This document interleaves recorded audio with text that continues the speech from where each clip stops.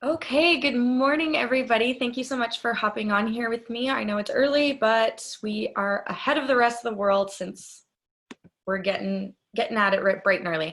Okay, so we have been spending the last few days working on becoming aware of why we are the way we are. And now it is time to go into how to actually change all of the ways that we are programmed. So we are going to call these wealth files. So I want you guys to remember the process of manifestation. So thoughts lead to feelings, your feelings lead to your actions, and your actions lead to your results. Okay, that's a huge part of all of this. And our mind is the basis of our whole life, but it's crazy how most of us don't even know how it works. We don't know how powerful it is, and we don't use it to our advantage. We just think it's just sitting there running on robotic mode. So think of your mind as a big filing cabinet. All of your info that you have learned from a child, the stuff you learn now, it's all filed and labeled in your filing cabinet, so it's easy to retrieve. So in every situation, you go to the files and determine how to respond. So every time something happens to you, all you have in there is what you know, right? So if a financial opportunity comes up, and you don't know what you're doing, whether it's investments, you're at the mall and you want to buy something, whatever it is, a financial opportunity comes up, your mind will go to that file and react on how whatever is in that file. So you decide what is logical and what is sensible and appropriate at the time, and you make what you think is the right choice. But the thing is what you think is the right choice isn't necessarily the right choice. That's just what you know and what you've learned from a little girl or a little kid. So I love, this is a story straight from the book and I love it. So he's talking about his wife going to the mall. She's going to the mall and she's walking through and she sees this green purse and she thinks, oh my God, I've been looking for a green purse for so long because I just bought green shoes and they're gonna match really perfect and it's 25% off. So she goes and she grabs the purse, takes it to the till, and she's like shaking with excitement because she found the perfect purse to match her shoes and it was on a discount. So to her, that seems logical. Oh, this literally is a story about me or the way I used to be. Oh my gosh, I still have to work on this. But that seems logical. That makes perfect sense. Why would you not? That's the way your mind works and that's the way you were taught. So instead of thinking like, hey, my credit card is up to $3,000. I probably shouldn't buy anything until I pay that off. You know, that would be the real logical situation that you should probably go with, but that's not what's in your wealth file. Okay, so that's what we're going to work on changing. So I see a bunch of you shaking your head. You're like, yeah, oh my God, that's me. So remember that the first step is awareness. So becoming aware of those little things that you do that make sense to you but aren't the right choice. Like I said, those choices are going to be natural, they're going to be automatic, and they're going to make sense to you. But again, become aware. And wouldn't it be amazing if we had a natural automatic mindset towards success, towards becoming rich? That would be amazing. And you can, and that's what we're going to do today. And I actually always relate this to whenever distributors won't buy kits because it's $99, because that's the way that their mindset is. They don't think of, hey, I'm gonna spend $99 but I can make $5,000. Their brain is automatically going to that wealth file of being broke, that it's not worth it. They don't see the investment side of it. I didn't. When I signed up, I know I didn't. I was like, oh my God, $133 onto my credit card that's already maxed. I can't do that. I wasn't thinking big picture. So this is actually, you guys, this tip when we talk about wealth files, I actually talk about this kind of stuff with my potential distributors. I'll say like, have you ever read Secrets of the Millionaire Mind? And they're like, no, every time, no. And then I talk about this. Like, I don't do this whole spiel, but I do tell them a little bit about it and it gets their brain going. They may not sign up right then, but at least it gets them thinking about it. So the thing with rich people, and I'm going to use the terms rich and poor people. I'm just making like a generalization. Middle class people have a mixture of both the rich and the poor mindset. So I'm just going to be generalizing here. But so rich people think a certain way. They think different in every single aspect than a poor person does. So they think of the money, wealth, they think about themselves differently. They think about every facet of life that you can imagine. They think different about it than poor people do. And if you were to sit in a room with someone who's super, super successful and somebody who is not, you will notice a difference in the way they speak, talk, about themselves, about other people. You will notice a difference. It's crazy. And I'm not saying poor people are bad. There's obviously like exceptions to that, but they just think different. We just think different.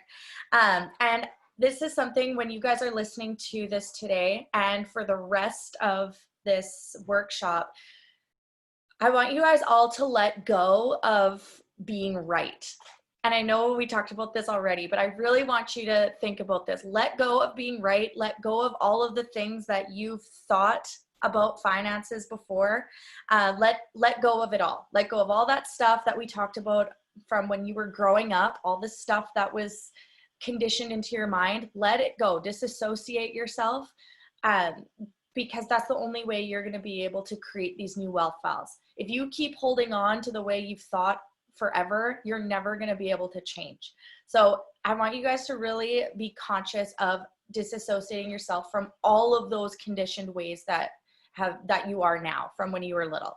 So we are creatures of habit. Okay, we all know that. We all have good habits, bad habits. I have a million bad habits that I'm working on every day. But the cool thing, I love the way that it is laid out in this book. And he says, habits, you either are in a habit of doing or you're in a habit of not doing. And I love that because it's so simple. If you're not doing things, if you're choosing the wrong choices, it's because you're in the habit of doing that. You're in the habit of not doing.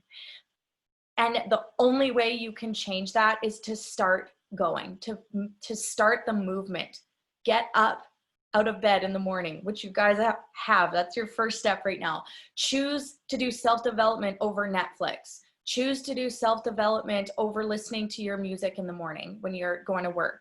I mean, we can read this book over and over, and we can do these activities over and over, but until you actually take action, you're not going to see results. And I know that's like some people are like, oh, I know. I hear that too. And I'm like, I know, I got to take action. You have to take action because again, the reading will assist you. It's going to help you change your mindset, but it's going to open up a whole different world. And you're actually going to start seeing the results when you take the actions of these. And we're going to be doing action steps at the end. So we're going to go through now your wealth files. This is the first wealth file. This is the first wealth file, and we just talked about it. Rich people believe I create my life. Poor people believe life happens to me. So I want you guys to write that down. Rich people believe I create my life. Poor people believe life happens to me. If you want to create wealth, you must believe that you are ultimately the steering wheel of your life, especially when it comes to your finances. And if you don't believe this, then your belief is that you're just floating through this life with no control over what happens, then you are going to be poor for the rest of your life because you do have control. You are the ultimate control. And you have to believe that you're the one creating your success, your mediocrity, or your struggle. Whatever you're going through, you're the one that creates that. And it's a hard pill to swallow because we can go ahead and blame everything else around us for our struggle or having a mediocre life, but it's ultimately up to us, consciously and unconsciously. So instead of taking control of their life, poor people are going to choose to play the victim. And this is going to be another hard pill to swallow. I know, because it was for me. And when I say play the role. I say play the role because no one is truly a victim. I'm sure you can, when I say that, I'm sure all of you are thinking of somebody who is a victim, who plays the victim. When you get around them, you're like, holy moly, they need some self-development. And some of you, I go through these victim clues, you're going to think of yourself. I know I did. When I first read this, I was like, holy, I need to make some changes. And I'll tell my story after I go through these. So playing the role of the victim, most people do this to get something, whether we want to admit it or not, help, sympathy, gifts, attention, something. We've all been there. So victim clue number 1 is blame. So these kinds of victims will point the finger at absolutely everything for their financial struggle or any struggle going on in their life. They'll blame the economy. They'll blame the government. They'll blame the stock market. They'll blame their broker, their accountant, the type of business they're in, their boss, their employees, their manager, customer service, upline, downline, their partner, always their parents. That's the number 1. Everybody blames their parents. Oh my gosh, I used to so much. I'd be like, I'm so messed up because my parents. Like, everybody does that, okay? So they'll blame anybody but them. And being in this business for 5.5 years, it really kicked me out of victim mode because I started hearing the blame all the time and it drove me nuts. So then I started really noticing when I was blaming other people and blaming things. And it was a kick in my ass to realize how much I was actually blaming people for certain things and certain ways that I was. You know, I was blaming my traumas for not pushing forward in my life. I was blaming so many things and not pointing the finger back at myself and saying, hey, like, have you gotten therapy for your traumas? Have you been, doing things so that it supports your life? Or are you drinking your life away? Like, what are you doing to make yourself better? And I had to sit back and realize I was being toxic, in the sense I was blaming everything, which led to toxic behavior. And again, being in this business, for those of you who have team members, you will know that you have at one time blamed your team's struggle on your team. You've said, I haven't promoted to Ruby or Emerald because my team sucks, or I haven't done it because my team's not running. Well, get out there and find people that want to run with you. Start doing your self-development to learn how to attract people who want this with you. There's nobody to blame but yourself. I mean, I've heard it all. So I'm sure you guys can think of somebody in your life too, that every time you get around them, they blame all of their struggles on something. I was out for dinner, me and David, with one of our friends. This was when we first started our business, and he was blown away that we were starting a brand new business in the economy that we were in. And he started talking to us about how his business had failed because of the economy. And he just started complaining and blaming and all of this. And I remember we left that dinner and David felt so discouraged because this guy was just like, it was like soul sucking, just discouraging. And David was like, oh my God, we made a bad decision. We started a business in a bad downturn economy, and oh my God, what are we doing? And I had to really talk him out of that. And thank the Lord we never listened to him, because David's business is absolutely booming, because his mindset is one of the best mindsets I've ever seen. So regardless of what's going on in this world, you can't blame it on what's happening. This is all on you. Okay, so victim clue number 2 is justifying. So those people who say, I'm not successful because I'm just not there. My mindset just isn't there. I keep getting anxiety and I just can't seem to do it. They rationalize their crap situation with everything you can imagine. Again, they go back to the blame, and then they rationalize why they aren't where they want to be. Or they say things like, money isn't important. I hear that a lot. Money is not that important to me. I've heard so many people on my team say that before, when I'm like, okay, like, don't you want to like pay off your debt that you told me about. And they're like, no, money's not, it's just not that important right now. I need to focus on my family. It's like, what? If you said money, or if you said your spouse wasn't important, like if I went downstairs and told David that he wasn't important to me, do you think he'd stick around? No, he'd be like, deuces, I'm going to go find somebody who appreciates me and thinks I'm important. Like, would I own a dirt bike if I didn't think it's important? Sarah, would you own a dirt bike if you didn't dirt bike? No. Why would you do that? So if you think money isn't important to you, then you're not going to have it. If you keep rationalizing, oh, you know what? It's not that important. You're not going to have it. Again, I've said this a million times because I got this from this book, but when people say that money's not important, it's like saying that your arm isn't as important as your leg. And that is just silly. You need them both. You need both of them. And I've also, you'll hear people say, this is more of an older saying, love makes the world go round. But the thing is, that may be true, but love doesn't pay to put up hospitals or homes, and it doesn't pay your bills. You need love and money. You don't need to choose love or money.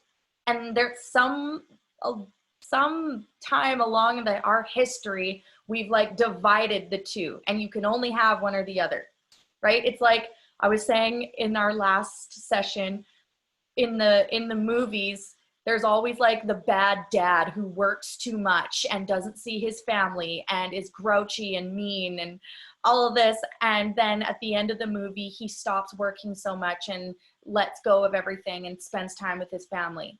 It's like we have this thing where we think that there's a division between the two, but you can have it all. You have to that's a mindset, like you need to chop that right in the butt there, because you can have both. You don't need to separate the two. If you think money isn't important, you are broke right now, I can guarantee you, and you always will be until you fix that. So take that file out, okay? Take that out and replace it with money is important. It is important.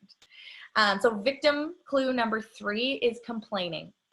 And complaining is the absolute worst thing you can do for your wealth and your health. Did you know you can literally make yourself sick?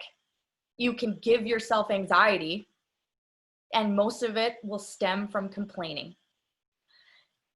When you complain, you bring your energy, you bring your mindset, you bring everything down to universal low. Because remember what we talked about before, what you focus on expands. So when you complain, when you focus on what's wrong, you're literally expanding it. And that's where anxiety comes from, right there. I remember I went to therapy for my anxiety, and I remember she said that, and I was like, oh my God, I read that in Secrets of the Millionaire Mind. It must be right. And it's so stinking true. Like attracts like. So when you are thinking about all this stuff, guess what you're doing? You're attracting more crap in your life. So when you're focusing on the bad stuff that's happening, guess what? You're going to get more piled on. Your anxiety is going to rise, and you're going to feel like hell for a while. And complainers usually have a tough life. I don't know if you've ever been over to somebody, you go over to a girlfriend's house and then they sit there and they complain about their life the whole time, and then you leave feeling drained. Oh man, I actually have had to let go of friends this way. I've tried to teach them, but they just don't listen. So I've had to let go because it sucked my soul out of me. And guess what? Every time you go over to their house, they've got something new.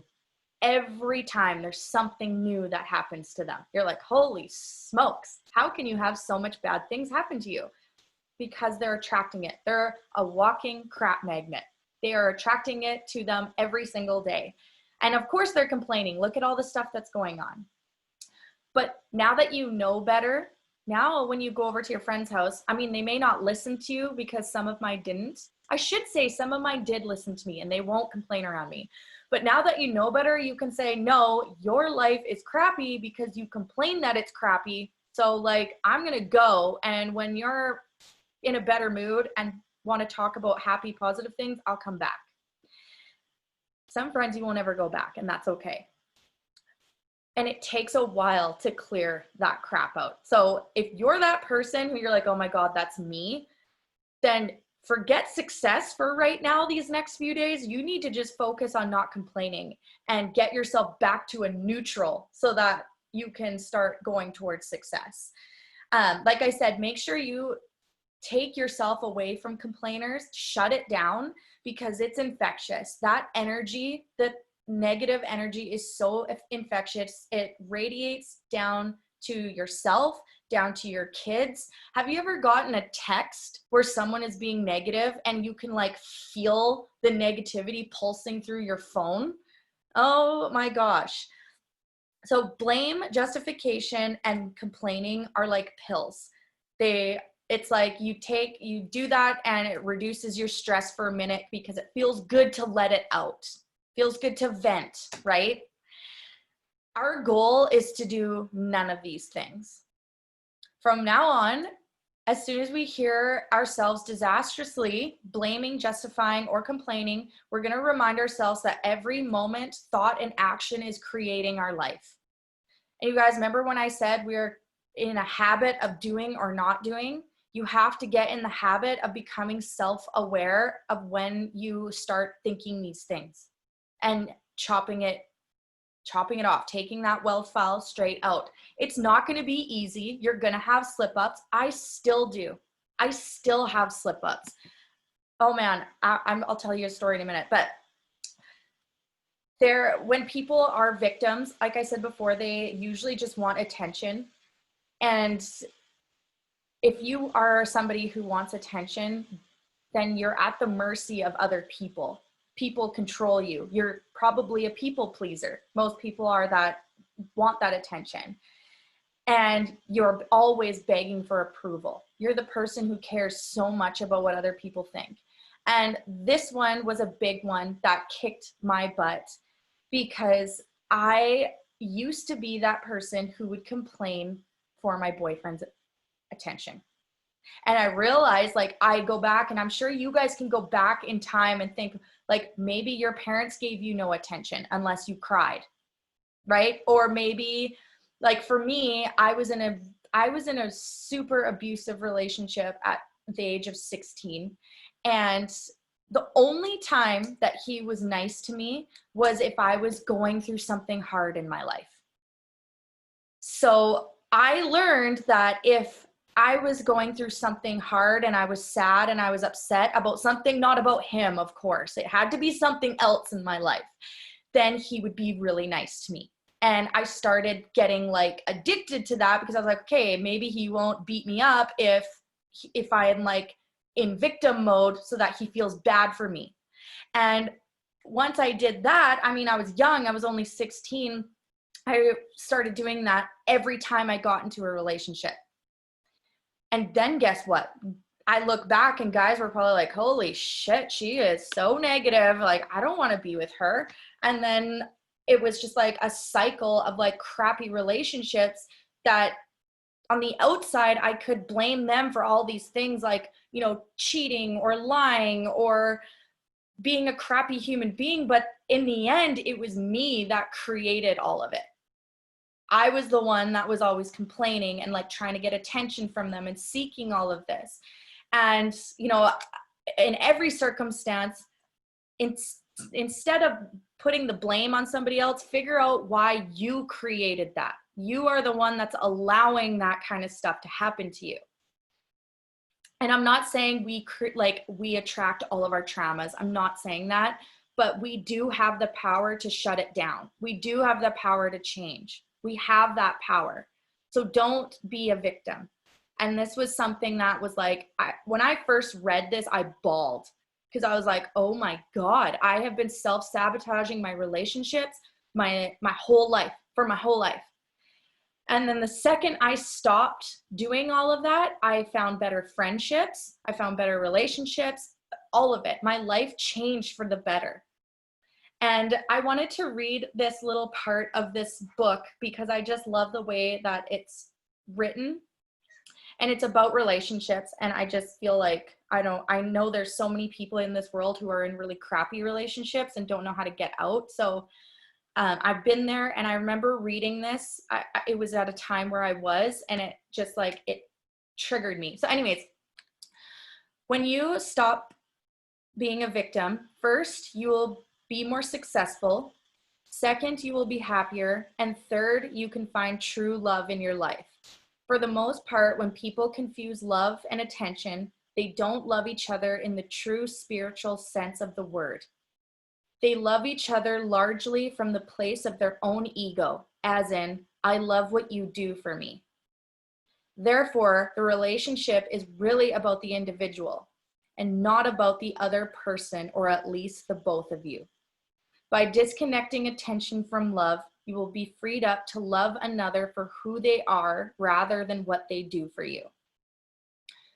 That, like, I bawled my eyes out, because my dad, when I was younger, he always, like, since I could remember, probably when I was like 5 years old, he always said to me, think about, if somebody tells you they love you, think about what they do for you and see if that's really true. Because if they don't do anything for you, then they don't love you. And that, I mean, I understand what he was trying to say, but my 5-year-old mind took it in the sense that, like, if they can't do and give me the world, then I don't want anything to do with them. I don't care how good of a person they are, how positive, like, whatever. If they can't do things for me, I don't want any part of it.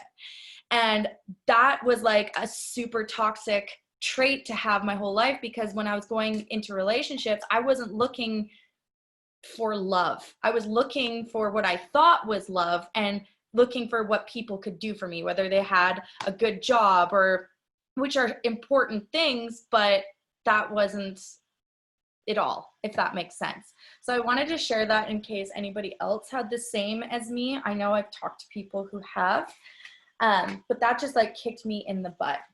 So we're gonna do an activity. I want you to remember from this is that there's no such thing as a rich victim. There's no such thing as a wealthy, successful person who plays a victim. Every time, think of this as every time you start complaining, justifying your situation.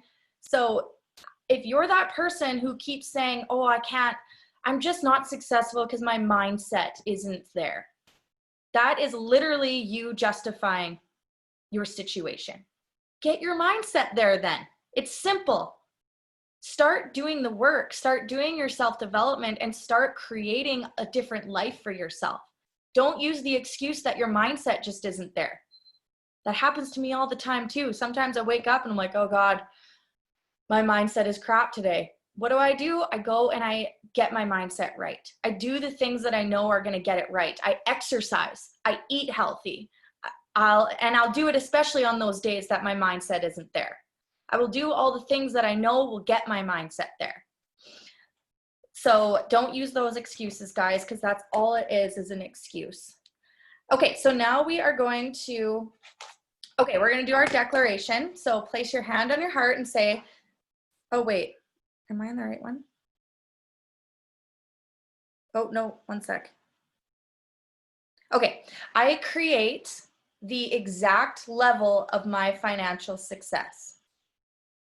Let's say it again. I create the exact level of my financial success. Tap your head or place your hand on your head and say, I have a millionaire mind. So today you just took out wealth files and you replaced them, or you took out non-wealth files and replaced them with wealth files. Okay, you're going to stop being a victim. And this is something I want us all to do, is be self-aware of the complaining, the justification, and the blaming. And every time we do it, be aware. Snap your fingers and think, no. Don't complain once today. Try it. It's hard. It's hard. And I'm saying that, and I'm a super positive person most of the time, and it is hard. I actually, just the other day, I had a bad day. Something happened with me and Indy, and I don't want to talk about it because I'll start crying. She's fine, but it shook me. It like traumatized me, And I, for a full day, could not stop crying. I was feeling sorry for myself. I was telling myself I was a bad mother. I was like just saying the worst things to myself. And I was doing the whole thing. I started doing the blame game. Oh, it was horrible. And then for 2 days, you guys, I had my one day where I cried all day. And then the next day, I chose Netflix instead of self-development. I ordered skip the dishes for 2 meals, felt like crap. I did not even go outside. I didn't exercise because I was sitting there in this like depressy hole of like anxiety. And it was like 5 o'clock at night where I was like, oh my God, what are you doing? What are you doing? And I came and I read, because I remembered this chapter, and I read this chapter and I just kept reading and reading. And then all of a sudden I was like, hey, you need to go outside. I did not want to go outside, but I got my butt up, went outside and went and ran. And I just went for a run. I usually don't even like running, but I knew I needed to do it. And then I got home and I was like, hey, I really want to just order pizza and like go back in my hole, but I need to eat something healthy. So I made myself, me and Indy, a super healthy dinner. And guess what? By the end of that, I was a different person. I felt so much better. And the next day I was able to get my stuff together and pick it up where I left off and keep going. So the whole point of that story is it's okay to fall. You're going to fall, but don't beat yourself up about it. Recognize and be aware that, hey, I had a slip up, I fell. You're not perfect, you're human.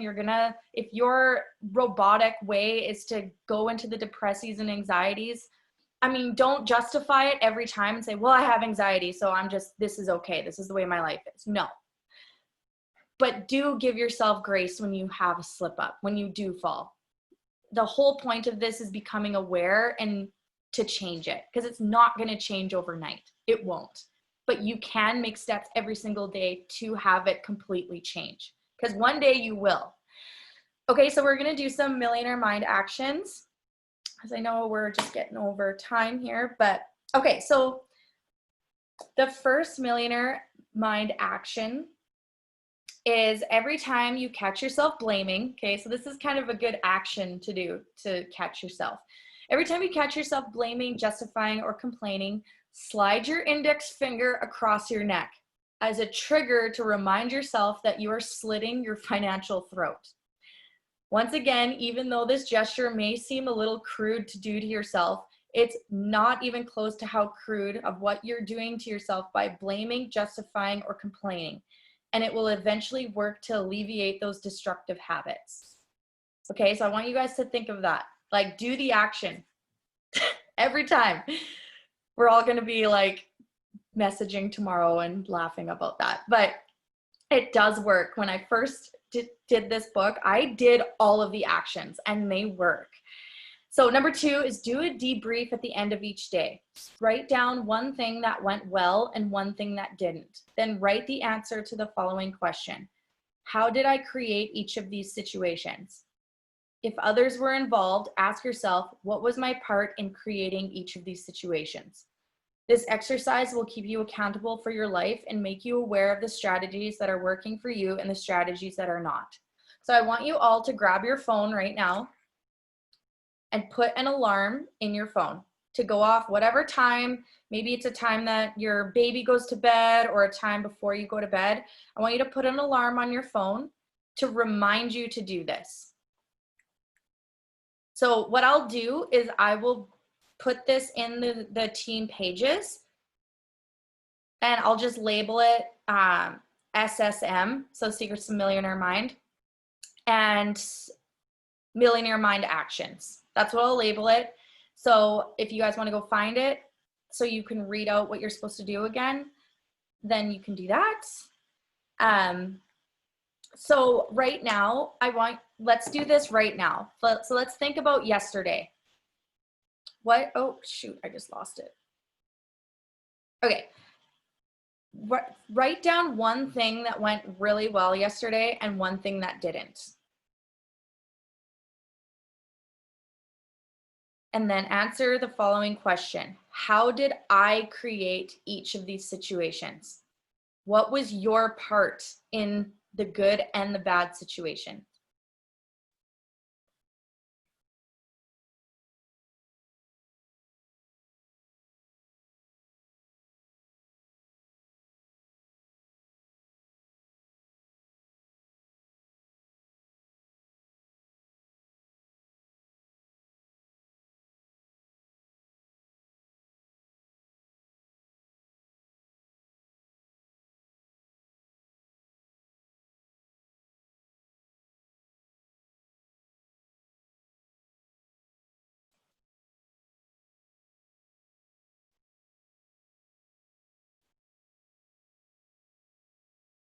So I'll tell you mine, but mine has been a little different because I have been so self-aware. You guys, I have had to stop myself ever since I had my little mini breakdown the other day.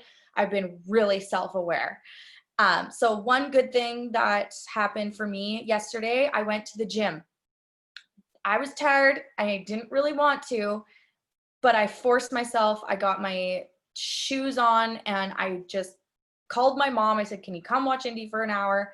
And I went to the gym. And I played a part in that because obviously I had to take myself there, but I also had to really get my mindset right.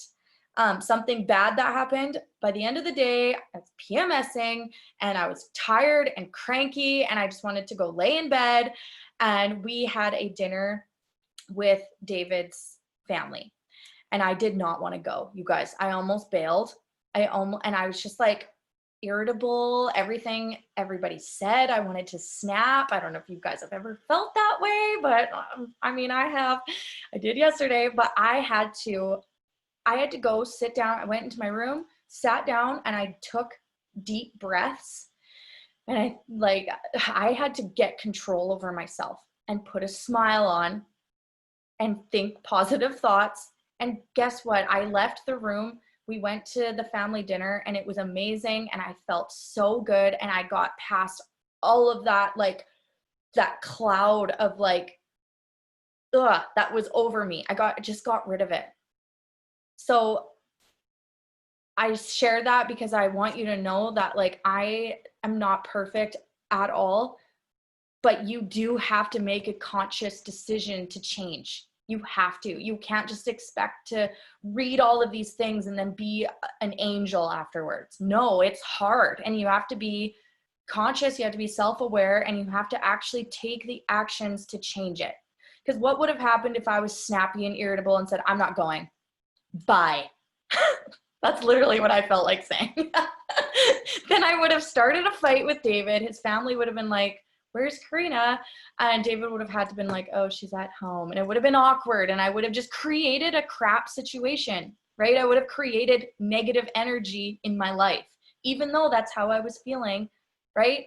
We justify our feelings. We're like, "Oh, you know what? I'm feeling like this, so I am allowed to be crabby and irritable and snap on people." No, you don't get to treat anyone like that. And that's something I had to like, because I do get irritable sometimes, especially when I'm PMSing. I'm sure you guys all feel the same way. So anyways, I want you guys to really be aware of all of these things. I'll post in the team page. So anyways, I'm going to let you guys go because we've been on here for a while now. I hope that you learned something from this, and I hope that you guys really become aware today of your feelings, your complaining, your justification, your blaming, because I know we all do it. It's so easy to do. I love you guys so much. Thanks for hopping on, and I cannot wait to see you all tomorrow. Bye.